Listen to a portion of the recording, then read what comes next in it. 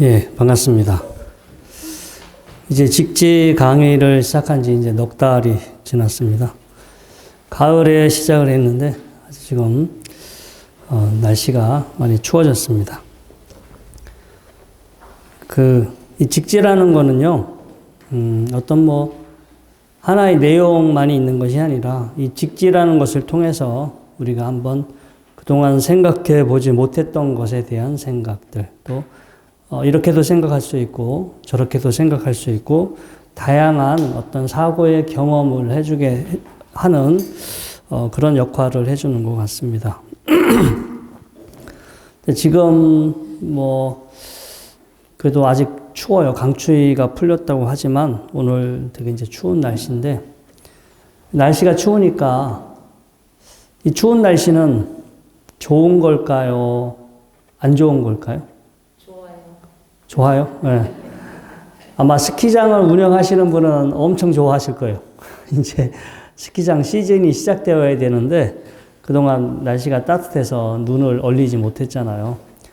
바깥에서 행사를 해야만 하시는 분들은 어떨까요?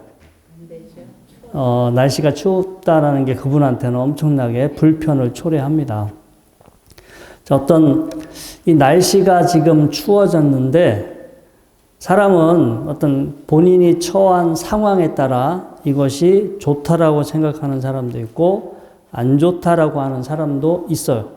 그런데 그걸 떠나서 이 추워진 이 날씨는 절대적으로 이건 선한 것이야, 이건 악한 것이야 라고 할 수 있을까요, 없을까요? 없죠. 어떤 사람이 이 추워진 날씨를 가지고 이것은 선한 것이야, 악한 것이야 라고 논쟁을 하고 있다면 여러분들은 그 옆에서 뭐라고 할 것 같아요? 미친 짓 하고 있다고. 맞아요. 그냥 속된 말로 전혀 쓸데없는 짓이에요. 쓸데없는 짓. 그쵸? 좋다라고도 할 수 없고 나쁘다라고도 할 수 없어요. 그냥 그 처한 상황에 따라 어떤 사람은 그때 좋게 느끼기도 하고 나쁘게 느끼기도 하고, 좋게 느꼈던 사람도 상황이 바뀌면 싫어할 수도 있고, 또 싫어했던 사람도 상황이 바뀌면 좋아할 수도 있고, 정해진 건 아니죠. 어떤 정해진 가치가 있는 건 아니에요. 예를 들어서 제가 이렇게 손뼉 소리를 쳤어요. 두 손이 만나서 손뼉 소리가 생겼는데 이 손뼉 소리는 좋은 걸까요? 안 좋은 걸까요? 이것도 아무 의미가 없죠. 이 손뼉 소리를 가지고 야 이건 좋은 거야, 이건 나쁜 거야라고 둘이서 논쟁을 붙으면 둘 다 또라이지. 그렇잖아요. 둘 다 또라이인데, 근데 이게 알고 보면 우리가 다 그 또라이들이야. 왜냐하면 다 만들어진 거야. 지금 이 추워진 날씨도 어떤 조건이나 환경에 의해서 만들어진 거고요. 이 손뼉 소리라는 것도 만들어진 건데, 우리 머릿속에서 생겨나는 느낌들, 우리 머릿속에서 일어나는 감정들, 그리고 그 느낌과 감정을 가지고 우리가 만든 어떤 견해, 이건 이렇다 저렇다 자기만의 견해, 자기만의 생각이 있잖아요. 절에 다니시는 분들은 본인이 불교를 믿는다라고 생각하고 뭔가 불교라고 하는 어떤 내용의 애착을 가지고 있어요. 근데 우리가 생각하는 그 불교라는 그 내용도 알고 보면 손뼉 소리와 똑같은 거야. 결국 만들어진 거야. 인간들이 모여 살면서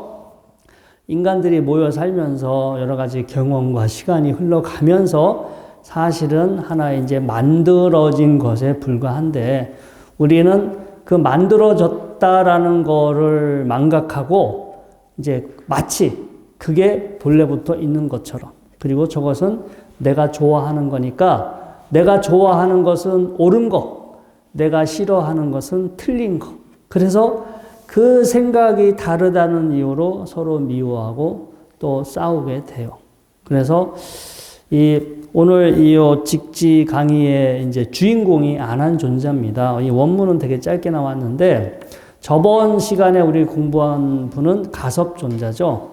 그래서 이제 이 두 분이 사실은 있었기 때문에 어쩌면 불교가 저희들한테 이렇게 전달될 수 있었어요. 왜냐하면 가섭 스님께서 부처님 돌아가신 후에 야, 우리 부처님 말씀을 이렇게 정리해서 통일해서 후대에 잘 이렇게 전달될 수 있도록 하자 해서 결집이라는 것은 부처님 말씀을 이제 정리해서 편찬한 거죠. 그때는 종이가 없었으니까 암기를 했지. 평상시 스님들이 다 암기를 하고 있었으니까 서로 외우고 있는 것들이 서로 다른 게 있는지 없는지. 그러니까 누군가가 야, 그거 부처님 말씀이 한 거 맞아라고 인정을 해주면 부처님 말씀으로 또 받아들여졌고, 누구는 부처님 말씀이라고 들었는데 다른 스님이 야, 우리 그런 거 들은 적 없어 라고 해버리면 외우고 있던 것도 인정되지 않았겠죠. 그래서 누군가가 나는 이렇게 부처님 말씀을 들었어. 다른 분들이 야, 그거 부처님 말씀 맞는 것 같아 라고 해버리면 각자가 외우고 있는 것들을 이제 하나의 그 묶음으로 만들어 버렸죠. 그래서 우리가 그렇게 한 것을 결집이라고 했는데, 이 결집을 주도하신 분이 바로 이제 마가섭존자고, 이제 부처님 말씀을 가장 많이 외우고 있던 분은 안한존자죠. 25년 동안 부처님의 이제 비서죠. 시자 역할을 하셨기 때문에 그분이 가장 많이 듣고 계셨고 가장 많이 암기하셨기 때문에 안한 스님이 있지 않았다면 이 부처님 말씀이 지금까지 전해 내려올 수 없겠죠. 이 부처님 말씀을 결집할 때 누구나가 다 참여할 수는 없었고 반드시 아라한. 왜냐하면 아라한이 됐을 때 이제 보는 게 청정하잖아요. 어떤 것을 정말로 여법하게 청정하게 어떤 현상, 진리를 볼 수 있는 그러한 눈이 있었기 때문에 아라한이 되지 않으면 그러한 결집에 참여할 수가 없었어요. 아라한은 모든 번뇌로부터 벗어난 사람이잖아요. 근데 안한 스님께서는 안타깝게도 아라한이 아니었고, 그래서 부처님 돌아가시고 난 후에 언제쯤 앞으로 이제 몇 달 후에 이렇게 결집을 할 거니까 이제 마가섭 스님이 안한 존재에게 그때까지 열심히 수행해라. 열심히 수행해서 이제 모든 어떤 이 번뇌의 때를 완전히 소멸시켜라. 이제 이렇게 말씀을 하셨고, 그래서 이제 안한 스님도 돌아가시고 나서 이제 장례가 다 끝난 후에 정말로 어떤 이제 외진 곳에 가서 정말 열심히 정진을 하셨어요. 그래서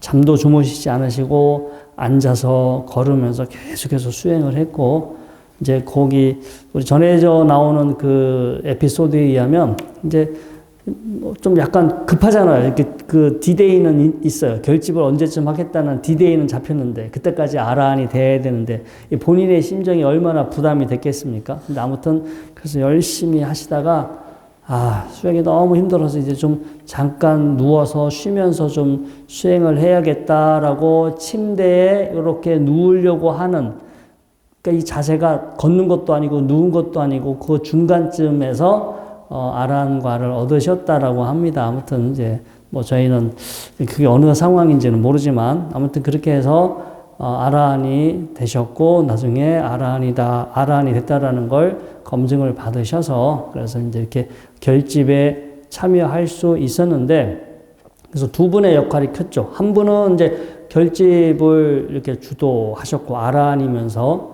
어떤 모든 그 부처님 제자들 중에서 가장 이제 그 으뜸되는 제자셨죠. 처음 부처님을 만날 때 날란다 지역, 우리 그 날란다 대학이 있었던 그 날란다 마을에 이 가섭 스님이 살았죠. 원래부터 출가의 뜻을 품었었고, 이제 열심히 이제 부처님을 만나기 전에 이미 나름대로 출가해서 여러 스승을 찾아다녔었고요. 그래서 부처님이 아마 마가섭 그 동네에 갔을 때 이 동네에서 뭐 가장 뛰어난 사람이 누구냐라고 아마 이제 그렇게 뭐 사람들한테 물어봤을 수도 있고, 그래서 그 마가섭이 이렇게 가는 길목에 바위 위에 부처님이 앉아서 가섭존자를 기다렸다고 합니다. 그래서 가섭존자가 이렇게 걸어오는데 가섭존자도 딱 부처님을 보고 예사뿐이 아니다.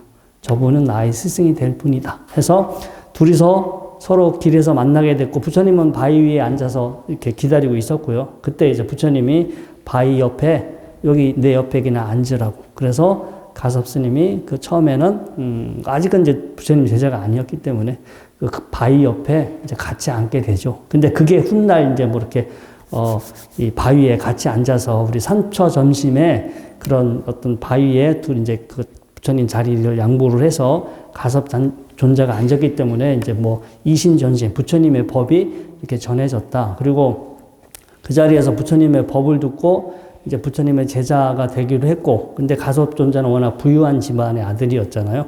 그 왕보다 더 부자였었다라고 합니다. 그래서 아주 좋은 가사를, 금난 가사를, 아주 좋은 가사를 입고 있었고, 부처님은 계속 6년 동안 진짜 아주 고행을 하면서 얼마나 옷이 다 헤어졌잖아요. 그래서 그 가섭 스님께서 자기 제자가 너무 좋은 가사를 입고 있으면 안 되니까 제 가사를 드리겠다. 서로 바꿔 입자라고 가섭 존자께서 부처님한테 제가 입고 있는 옷이지만 이 가사를 보시 올린다 해가지고 부처님하고 가사를 이렇게 바꿔 입게 되죠.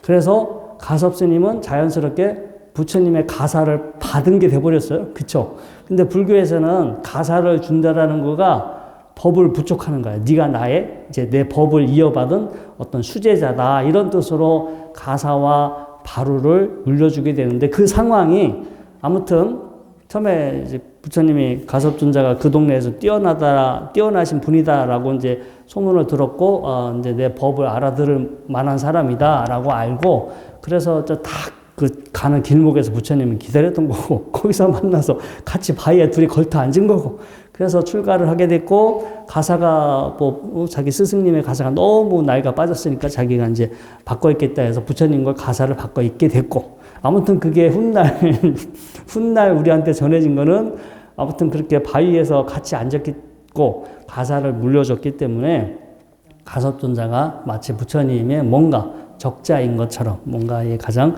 큰 법을 남들이 알지 못하는 법을 물려받지 않았을까, 물려받으신 분이다. 이제 그렇게 후대에 이제 알려지게 되겠죠. 아무튼 이 두 분의 역할, 한 분은 부처님의 가르침, 교학이죠, 교학, 이론적인 거, 이 많은 이론적인 내용을 암기하셨기 때문에 그런 내용을 우리 중생들에게 전달해 준 역할을 하셨고, 또 한 분은 이렇게 수행을 해서 정말로 이 수행의 본질이, 사실은 이 가섭스님은 두타제일이라고 해서 정말 아주 검소하게 고행만 실천하셨어요. 그래서 부처님 10대 제자 중에 가섭스님 앞에 꾸며주는 말이 두타제일.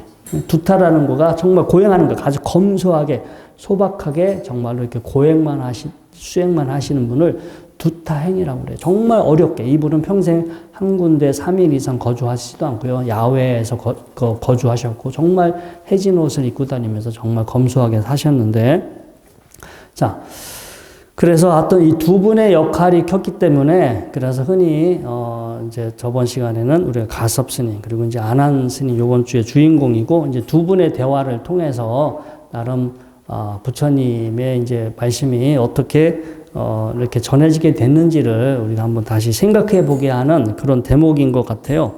일단 본문을 한번 보겠습니다. 자, 보은 교회 사아난지구 선등 점 가섭지심, 즉 전에 내려오는 계보에 따르면 교학의 큰 바다는 아난존자의 입에서 쏟아져 나왔고, 그 다음에 선의 등불은 점 가섭지심, 즉 가섭존자의 마음에서 정등되었네. 고 아난 문 가섭 세존 전 금난의 별전 합법. 아난존자가 가섭존자에게 물었습니다. 세존께서 금난 가사 외에 별도로 전한 어떤 법이 따로 있습니까? 라고 물으니까 가섭 스님께서 소아 아난 응야. 가섭은 도각 문전 찰간 착. 그래서 가섭존자가 아난존자를 부르자. 아난존자는 예라고 답했고요. 가섭존자께서 말씀하시기를 문 앞에 단간을 넘어뜨려 버려라. 착 가서 그냥 넘어뜨리고 와라. 이제 이런 이제 뜻입니다. 예, 백운 스님께서 사쪽으로 여기 이제 또 첨부를 하셨습니다. 사왈, 이존, 불병화, 이제 두 분의 스님께서 병합되다는 거죠. 서로 이제 뭔가 하나로 어우러지지는 않았으나, 환처 분명, 응처진. 그러니까 지금 말하는 자가 분명하고 또한 대답하는 자가 진실되다. 그 다음에, 개중, 구색, 성 언어야 최초 선야. 각각의 모양과 소리와 언어를 갖추었으니 이것이 바로 최초의 선이 아니겠는가. 우리가 똑같은 가르침을 전하지만 선은요, 군더더기 빼고 그냥 핵심만 바로 경험하게 해주거나 핵심만 바로 전달하는 것을 우리가 젠 스타일, 그렇게 선이라고 그래요. 선. 서양에서는 젠 스타일. 젠 스타일이 우리가 보면은 군더더기 빼고 딱 핵심만 있는 걸 젠 스타일이라고 하잖아요. 아까 말한 대로, 이렇게 손뼉 소리는 그냥 생겨난 거잖아요. 조건에 의해서 생겨난 거지 본질이 있는 게 아니라서 손뼉 소리가 있다, 없다, 좋은 것이다, 나쁜 것이다 이렇게 논쟁해봤자 아무 의미가 없어요. 그래서 손뼉 소리와 같은 거야. 날씨가 제가 춥다라는 것도 말씀드렸죠. 그냥 조건에 의해서 생겨난 현상인데 이것이 있다, 이것이 없다, 이것이 좋다, 이것이 나쁘다, 이것이 어디로 왔느냐. 이 손뼉 소리 가지고 손뼉 소리는 어디서 왔을까? 손뼉 소리는 어디로 갔을까? 이거 지금 계속 그거 생각하고 있으면 어떻게 되겠어요? 답이 나와요, 안 나와요? 답이 안 나오죠. 그래서 이 안한 스님이 이제 실제 이 내용은 역사적인 사실은 아닙니다. 중국에서 나름 이렇게 하나의 중국에서 창작된 내용입니다. 이게 어떤 경전의 근거나 이런 부분으로는 이 내용이 나오지는 않는데 이게 중국식으로. 가서 아는 이 가사를 지금 이렇게 부처님한테 물려받았는데 가사 외에 따로 뭐 물려받은 법이 있습니까? 라고 하니까 사실은 그 법이라는 건 따로 있을까요? 없을까요? 있어야 돼요? 없어야 돼요? 우리가 관습적으로는 있지만 그 법이라는 것은 본래 존재하는 걸까요? 아니면 하나의 약속일까요? 그러니까 부처님이 현상을 관찰하고 이런 것이다라고 표현을 했고 사람들이 그것이 불교구나, 그게 부처님의 가르침이구나라고 사람들이 그렇게 정의했을 뿐이지 그 무슨 법이라는 게 따로 하는 게 아니죠. 그냥 지금 날씨가 추워졌어요. 이 날씨가 추워진 건 진리예요? 진리가 아니에요? 진리가 아니에요? 이게 봐봐요. 날씨가 추워졌어. 어떤 조건에 의해서 날씨가 추워졌는데 이게 보면은 진리 그 자체잖아요. 순리잖아, 순리. 네, 순리지. 근데 순리와 진리는 같아요, 달라요? 뭐가 달라요? 순리가 진리고 진리가 순리지. 자, 그러면 이 손뼉 소리도 두 손이 치니까 손뼉 소리가 난다. 이거 순리예요, 순리가 아니에요? 순리면서 진리지. 두 손이 부딪혔고 공기의 진동에 의해서 내 고막에서 느낌이 발생해서 손뼉 소리구나라고 내가 알았고 사실은 여러분들이 지금 경험하는 모든 게 다 이게 순리고 진리지. 근데 여기 따로 부처님 법이 이거는 부처님 법이고 이건 부처님 법이 아니야 라고 할 수 있을까요? 없을까요? 그러면 우리가 크게 보면 날씨가 이렇게 추워진 어떤 환경에 의해서 날씨가 추워진 것도 부처님 법이에요? 부처님 법이 아니에요? 넓게 보면 부처님 법이기도 하고 부처님이 세상은 이렇게 나름 조건과 원인에 의해서 이렇게 작용한다라고 말씀하셨으니까 이걸 불교 신자들은 부처님 법으로 볼 것이고 그러면 우리가 불교를 상징하는 것은 연꽃이잖아요. 연꽃이 불교를 상징하는데 진짜 연꽃은 불교를 상징할까요? 아니면 연꽃은 연꽃일 뿐일까요? 연꽃은 연꽃이지. 옛날에 어떤 대통령이 청와대에 연꽃 불교 상징한다고 캐서 버렸잖아. 근데 연꽃이 무슨 죄가 있어. 연꽃은 연꽃일 뿐이지. 그리고 간혹 절에다가 장미꽃 안 올리는 절이 많아요. 가시가 달렸다고. 그런데 장미가 무슨 죄가 있어. 그냥 장미는 장미가 있지. 장미일 뿐이지. 자기 가시 달렸다고 장미꽃을 부처님 전에 안 올리면 그거는 그렇게 바라보는 사람의 문제인 거지. 장미나 연꽃이나 그 자체는 그건 불교도 아닌 거고 아무것도 아닌 거요. 그거는 그 자체일 뿐이지. 그리고 불교 신자들 눈에 보면 세상 모든 게 부처님 법이고, 근데 부처님 법이 아니라고 해도 문제 있어요, 없어요?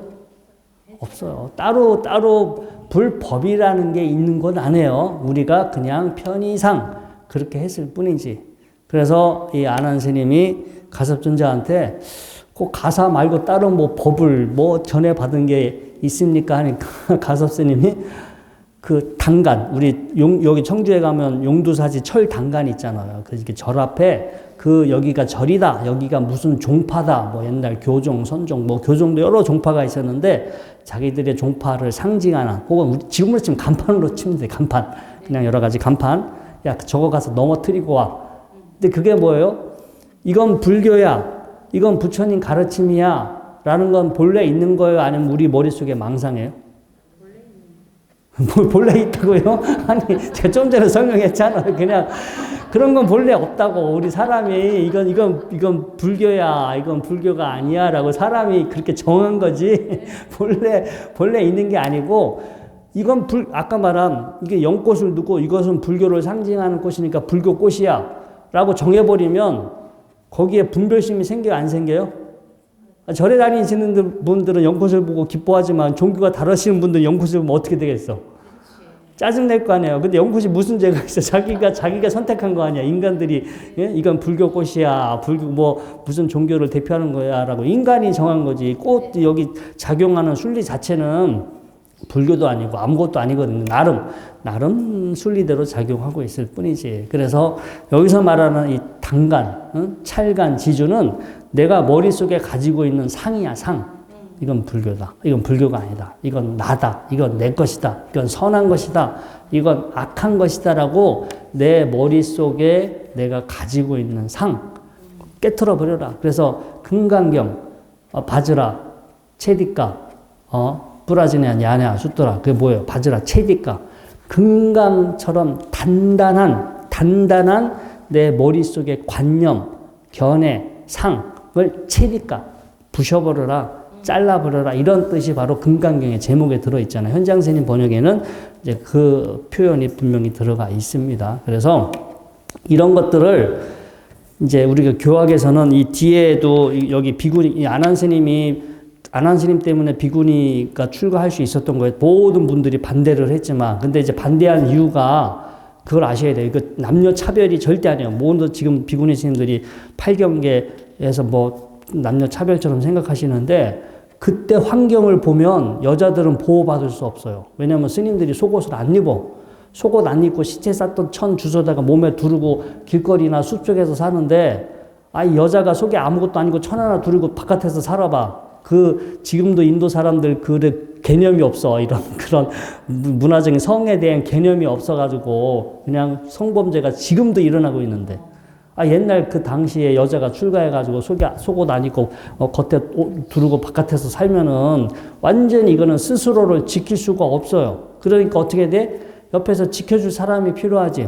그러니까 비구 스님들 근처에서 머무르고 이렇게 여러 가지 조항을 걸어놨어. 이거는 사실 어쩌면 이 스님들을 지켜주게 하기 위한 하나의 장치인데, 이제 그런 것들이 이제 훗날 꼭 마치 남녀 차별인 것처럼 요즘은 그렇게 많이 해석을 하는데, 그때의 시대적인 상황이나 이런 걸 보면은, 그렇게 할 수밖에 없는 그게 있어요. 그 상황을 같이 맥락으로 이제 이해를 해야 되고, 그래서 그때 이 비구니, 안한스님 때문에 비구니 스님들이 결국 출가할 수 있게 됐고, 그 다음에 이제 그때 출가했던 그 스님들이 이 난디카 스님의 법문을 듣고 전부 다 아라한이 되게 돼요. 그래서 제가 이제 이 고따미경과 난디카의 경을 제가 참고 자료로 뒤에 놔뒀는데, 이제 여기에 보면은 뭐가 말이 많아. 이렇게, 이게 엄청나게 긴 경전인데 제가 짧게 핵심적인 대목만 이렇게 이렇게 끌어온 거고요. 그런데 뭐가 구구장황하게 말아. 눈과 형상이 만나서 느낌이 발생하고, 그 느낌은 좋은 느낌, 나쁜 느낌, 좋지도 나쁘지도 않은 느낌이 있고, 우리는 좋은 느낌을 느낄 때는 막 좋아하고, 나쁜 느낌을 느낄 때는 괴로워하고, 막 이렇게 엄청나게 내용이 반복이 돼서 길어. 그게 어떤 사람한테는 이런 내용이 필요하나, 어떤 사람은 이 손뼉 소리가 똑같은 거야. 이 한마디면 깨달을 수 있는 사람도 있어요. 그래요, 안 그래요? 그치? 이게 일일이 다 그렇게 디테일하게 설명하지 않더라도 그냥 딱 하나의 뭔가 힌트만 주면, 맞아. 그런 거구나. 라고 그 핵심을 바로 본질을 깨달을 수 있어. 선이라는 것은 선이라고 하는 것은 무언가 이제 군더더기 좀 빼고 가장 본질적인 거를 그 사람이 알아먹을 수 있게끔 가장 본질적인 것을 탁 해서 그 사람이 그렇구나라고 바로 깨닫게 해주는 하나의 방식과 장치라고 보시면 돼요. 그래서 원래 이제 우리가 지금 선이라는 것을 바라본다면 선은 이제 그런 거. 그래서 이 안한 스님은 이제 부처님 말씀을 다 외워서 말로 하셨으니까 이제 자세하게 이렇게 많은 풍부한 부처님 말씀을, 수많은 부처님 말씀을 우리가 이렇게 접할 수가 있고, 이제 가섭 스님은 이제 도를 또 깨달으신 분이기도 하고, 그래서 뭔가 디테일한 그런 내용보다는 부처님의 본인이 경험했던 부처님의 말씀이나 깨달음을 이렇게 단도직입적으로, 근데 실제 역사적으로 이렇지는 않습니다. 그리고 가섭 스님의 그 법문은 그렇게 많지는 않아요. 그러니까 주로 수행을 많이 하셨던 분인 것 같기도 하고요. 마지막에 부처님 임종을 못 봤죠. 그래서 열반하시고 소식을 듣고 이제 한 보름이 지나서 가섭 스님이 그 화장터의 그 열반장에 도착하시게 되는데 이미 화장을 하려고 장작을 싸서 불을 붙이려고 하는데 불이 안 붙었다라고 그래요. 아무튼 이 주석서에서는 천신들이 아직 그 가섭 스님이 오고 있기 때문에 천신들이 불이 붙지 않게끔 이렇게 막아줬다라고 하는데, 아무튼 제가 보기에는 그냥 기다렸을 것 같아. 지금 가섭 스님이 오고 계시니까 참배하고 불을 거화하려고 기다렸던 것 같고, 그리고 우리가 이렇게 하다 보면은 이제 곽시쌍부라고 해서 부처님이 관 밖으로 두 발을 내밀었다. 우리 49제 할 때 그런 표현 나와요.